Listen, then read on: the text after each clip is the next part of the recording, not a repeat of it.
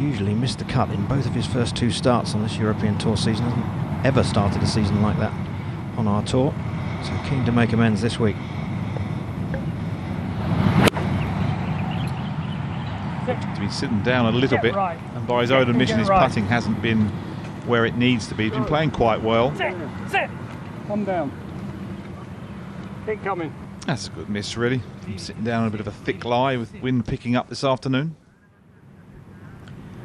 Slippery putt, this one. Once he's gone through the fringe and hits the green, it's very much downhill and breaks a little left to right.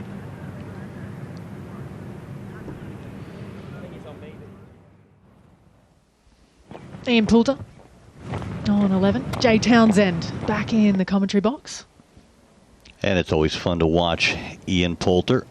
And that is beautifully played, using the slope to his advantage, as Tim said earlier. A bunker just behind the hole location right there, so an aggressive play by Poulter.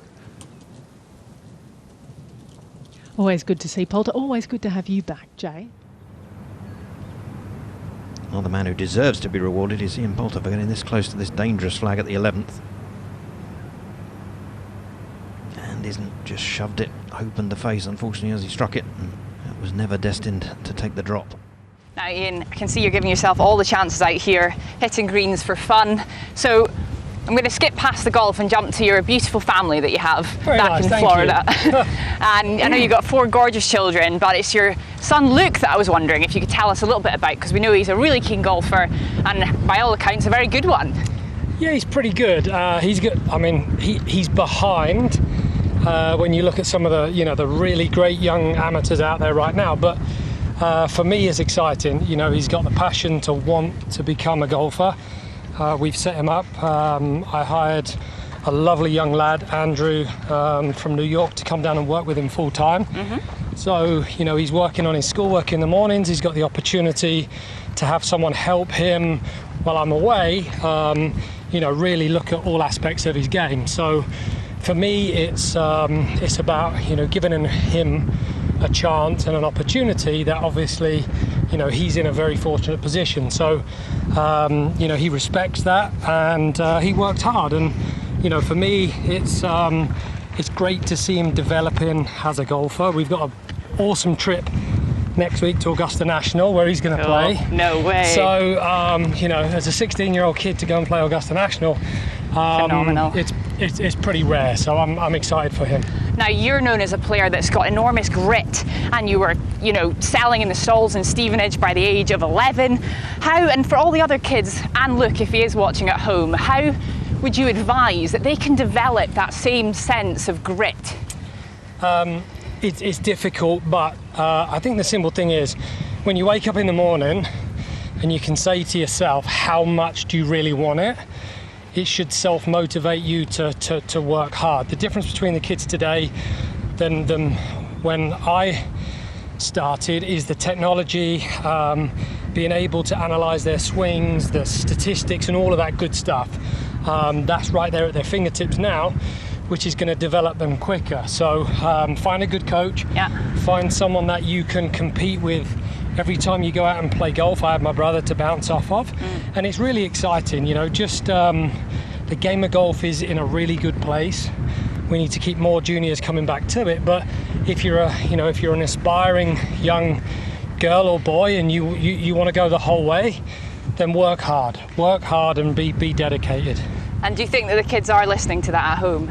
They have to be. I mean, it'd be great if they do. Enjoy the game. Yeah. Work really hard, and anything's possible. So I can do it. Anyone can do it. Ian, thank you very much. Take care. Ian Poulter's thoughts for every kid out there listening. You go to bed at night knowing that you've tried as much and as hard as you can, and then you wake up and you go again. That's what it's about.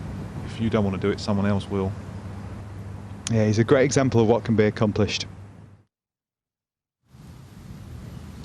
Yeah, I totally agree. It's all about that Wiesberger this morning with Mickelson, and they're just massive moments in a young career. You take them forward. As long as you do okay, you take them forward, and you grow quite quickly with that. Par for Poulter. People underestimate up and downs, how important they are. Sometimes they're more important than the birdies. Poulter would like one now. He's great out the sand. He's one of the best. Very underrated. There you go. Oh, sorry about that. Smoke much? Not at all, but... Oh my goodness, what a shot. But no, he is. He's unbelievable at the stand. He rotates the face. He's got so much loft on that, and he's got so much speed through it. It's just brave. Nick and I are currently seeing if Anthony Wall has a monitor down there that we don't have. You're aiming left of that big bunker you see in front of you.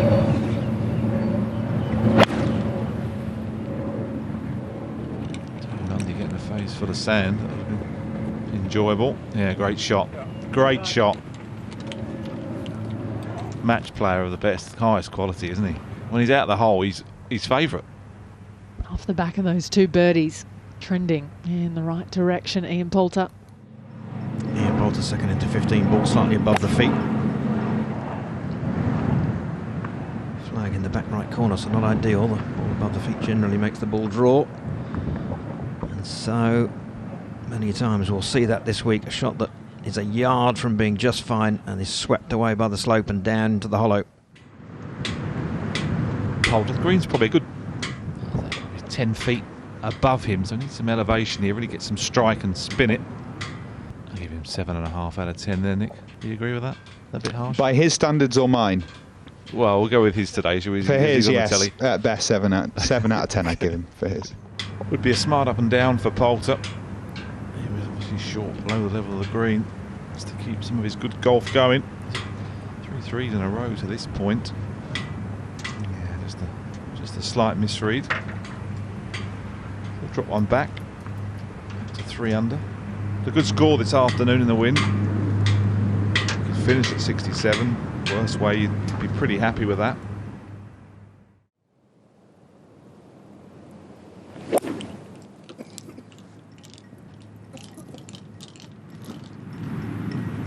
Poulter, his tee shot at 16.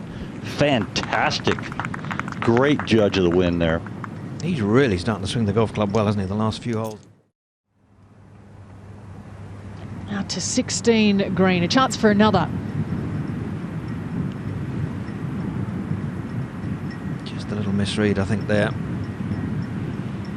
Such a wonderful putter down the years, Ian Poulter. I like driver at 18, Poulter. Such a difficult second shot. I think it's worth taking it on and trying to get down there just to really take the pressure off. And if you miss it like that, you can lay up. No harm done. Should be a layup for Poulter down the right. It's acres of room down the right. You see the different grades of rough. It's thick if you miss the fairway. The decision's made for Poulter there. All about giving himself an angle, but with the pin on the right, really there's not much of an angle. But you've just got to accept that and move on. Up ahead, Ian Poulter's third, 103 yards left. Downwind. 10, 12 yards of green to work with, so shouldn't be an issue for Poulter. That's pretty average by his standards. Such a wonderful wedge player. And when you're on the greens and you've got left to right, it's so hard to hit down the line. It's so easy to go hole hunting and your hands go away from your body, but you've just got to try and hold the line of the putter, which he's done. Just powered it through. He won't be impressed with that finish. He does have high standards, but I guess rightly so. 12-time winner on the European Tour. He posted a video actually of him last week, his warm-up routine, and it was incredible, a time lapse. And it just goes to show all of the work that goes in behind the scenes. A 67 today in the end. Probably won't be too happy with 2 pars to finish. To watch another European Tour video, click here, and to subscribe, click here.